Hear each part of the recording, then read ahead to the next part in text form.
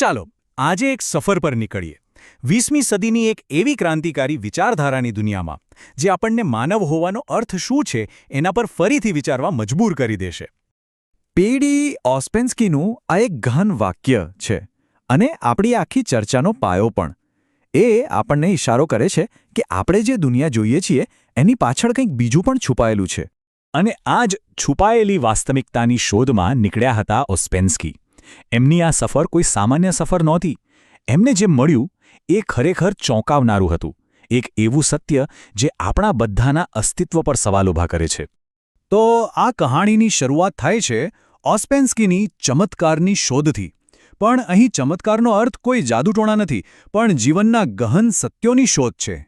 ઓસ્પેન્સ્કી એ સમયના ધર્મ અને વિજ્ઞાનથી સંતુષ્ટ નહોતા. એમને લાગતું હતું કે દુનિયામાં જે ચાલી રહ્યું છે એમાં કંઈક ખૂટે છે. એમને કોઈ ભાવનાત્મક કે માત્ર શ્રદ્ધા પર આધારિત રસ્તો નહોતો જોઈતો. એમને એક તર્કબદ્ધ વ્યવહારુ માર્ગની તલાશ હતી. એ માનતા હતા કે સાચું જ્ઞાન ક્યાંક છુપાયેલું છે અને એને શોધી શકાય છે.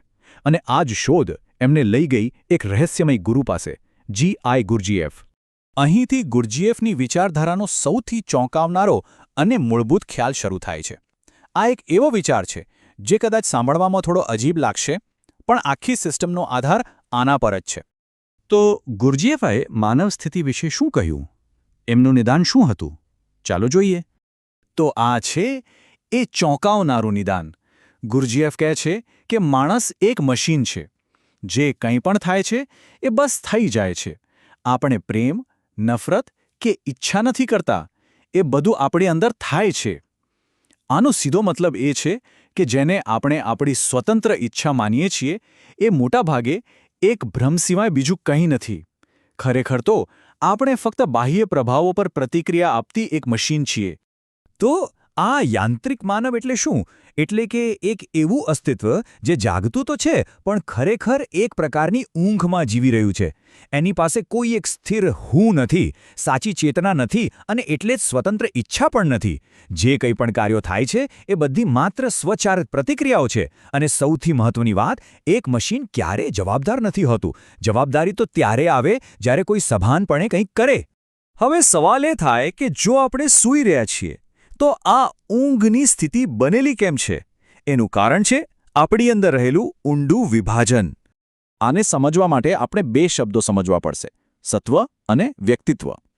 સત્વ એટલે આપણું અસલી જન્મજાત સ્વરૂપ, એ સત્ય જેની સાથે આપણે જન્મ્યા છીએ. અને વ્યક્તિત્વ એટલે એ બધું જે આપણે બહારથી શીખ્યું છે, આપણા સમાજ, શિક્ષણ અને સંસ્કૃતિમાંથી મેળવ્યું છે.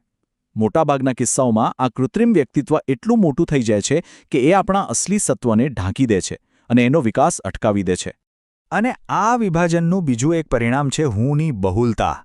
આપણને લાગે છે કે આપણી અંદર એક જ હું છે જે બધા નિર્ણયો લે છે, પણ હકીકત એ છે કે આપણી અંદર હજારો નાના નાના ક્ષણિક હું છે. એક હું સવારે જલ્દી ઉઠવાનો નિર્ણય લે છે, તો બીજો હું એલાર્મ બંધ કરીને સૂઈ જાય છે. આ બધા હું એકબીજા સાથે સતત સંઘર્ષમાં રહે છે અને એટલે જ આપણી અંદર કોઈ એકતા નથી. આ જ કારણે આપણે ખરેખર કંઈક કરી શકતા નથી. બધું બસ થઈ જાય છે. તો શું આમાંથી બહાર નીકળવાનો કોઈ રસ્તો છે? હા, છે. અને એ રસ્તો છે આત્મસ્મરણની કળા. આ જાગવાની પ્રક્રિયા શરૂ કરવાની મુખ્ય ટેકનિક છે. આત્મસ્મરણ એટલે શું? સરળ શબ્દોમાં કહીએ તો એક જ સમયે બે વસ્તુઓ વિશે જાગૃત રહેવું.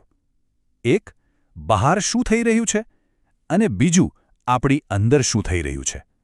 આ કોઈ ઊંડું ધ્યાન કે વિચાર નથી, પણ વર્તમાન ક્ષણમાં પોતાની જાતને યાદ રાખવાની એક ક્રિયા છે. અને આ જ અભ્યાસથી એક સ્થિર, કાયમી હુંનું નિર્માણ થઈ શકે છે. આ કામ કેવી રીતે કરે છે એ સમજીએ. સામાન્ય રીતે આપણું ધ્યાન હંમેશા બહારની વસ્તુઓ પર હોય છે. આપણે કશુંક જોઈએ છીએ, સાંભળીએ છીએ કે કરીએ છીએ. પણ આત્મસ્મરણની સ્થિતિમાં આપણે ધ્યાનનું વિભાજન કરીએ છીએ.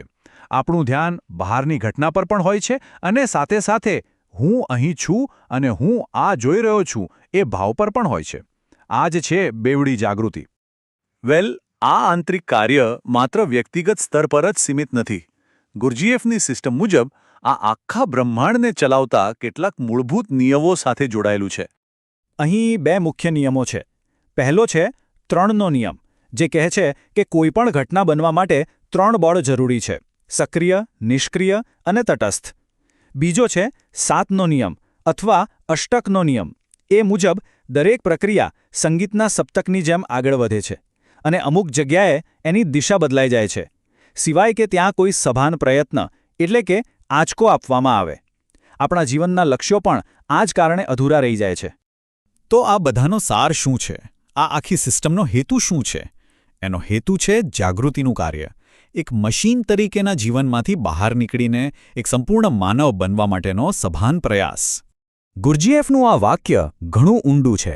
એ કહે છે કે સાચો જન્મ લેવા માટે પહેલાં આપણા યાંત્રિક સ્વરૂપને મરવું પડશે, અને એ મરવા માટે સૌથી પહેલી શરત છે જાગવું. જ્યાં સુધી આપણે જાગીશું નહીં ત્યાં સુધી કોઈ પરિવર્તન શક્ય નથી. તો આ કોષ્ટક શું બતાવે છે?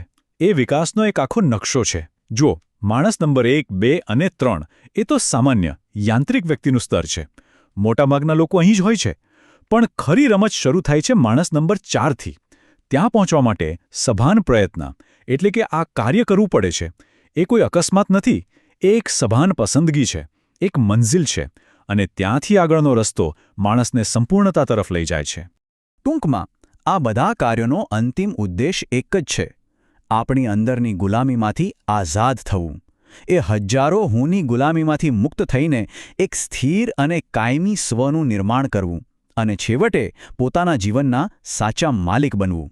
તો અંતમાં આપણે આ એક સવાલ સાથે અટકીએ છીએ: જો આપણે બધા જ ખરેખર એક પ્રકારની ઊંઘમાં જીવી રહ્યા છીએ, તો પછી સાચા અર્થમાં જાગૃત હોવું એટલે શું? આ એક એવો પ્રશ્ન છે જેનો જવાબ દરેક વ્યક્તિએ પોતાની અંદર શોધવાનો છે.